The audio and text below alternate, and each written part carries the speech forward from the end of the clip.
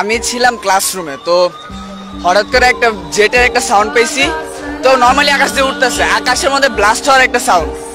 তো ব্লাস্ট হওয়ার পরে ডাইরেক্ট নিচে বড় একটা সাউন্ড হয়েছে। তখন ক্লাসরুম থেকে বাইরে তাকিয়ে দেখি কি যে প্রাইমারি সেকশনের একটা সেকশনের মধ্যে ঢুকে গেছে পুরো প্লেনটা, ঢুকে ভিতরে আগুন জ্বলতেছে। তো দৌড়ায় যায় দেখি কি যে ভিতর থেকে স্টুডেন্টরা বের হইতেছে, কাপড় চোপড় পুরো একেবারে পুইরা, সারা শরীর পুইরা গেছে, বের হইতেছে আর নিচে পড়ে যেতেছে। আর কয়েকজনের পুরো অর্ধেক শরীর ছিল না, কয়েকজনের অনেকজন আছে গার্জিয়ান, তাদের ছেলেবেলা একদম মারা গেছে।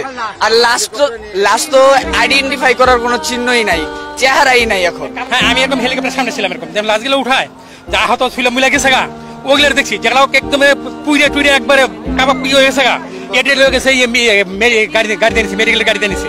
আর যেটি আহত সোলামলা অবস্থা আছে এটি নিয়ে গেছি দিয়া হেলিকপ্টার দিয়া।